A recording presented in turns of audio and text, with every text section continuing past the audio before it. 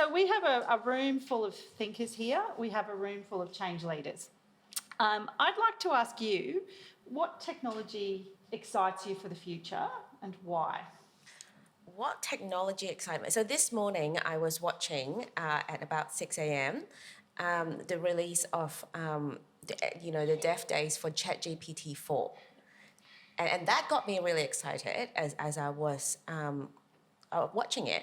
And the reason is about the democratization of digital technology and data. And I think it's about providing a platform for someone to play with, for someone, who is not digitally savvy like myself to go, I disagree with that, but anyway. but I think for people to go, hey, I can make use of that and have a think about, if I have this data, if I can have this technology in for other areas of my life, how can I improve my practice? How can my delivery of care be different? And how can my interaction with my doctors or patients and fellow doctors be a bit different? So that really excites me.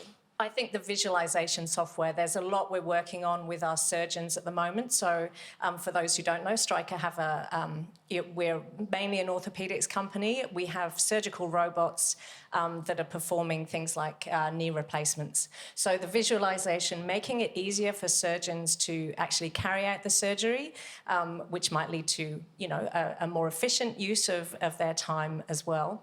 But actually doing better surgeries leading to less revisions. So I think that's, for me, that sort of visualisation and robotics is really exciting.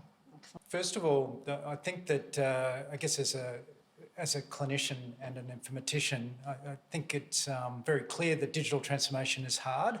And the thing that I'm particularly enthused about is the amount of interest from clinicians, of cross-generational clinicians, around things like the generative AI that is now being sort of commercialised, and also the research opportunities as well, because clinicians who previously have been challenged by each of the, I guess, the transformations that we've tried to do, so from paper to digitising paper, to et cetera, they're now asking how they can actually use some of this information, some of this technology to improve the way that they actually document. I think the opportunities to try and reduce the barriers of our broad geographical distribution for people living in rural, remote areas and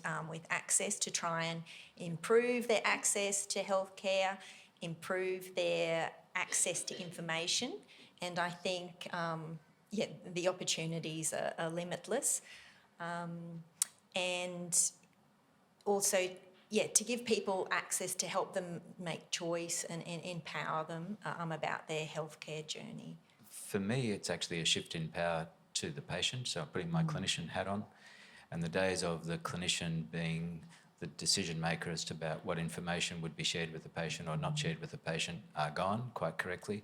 And now the job of the clinician is to help interpret that data in the most appropriate way for that patient, which might be quite different to what you'll find on ChatGPT, or where there will be in general, a patient might respond to this medication like this, whereas as a clinician, our job is going to be say, that's right in general, but for you, it's actually quite different. So the job of the clinician and the power struggle will change, and we're heading rapidly down the path where the patient will hold all their data and will be the decision maker as to how that, and we'll get it instantly, often before the clinician, which is probably good.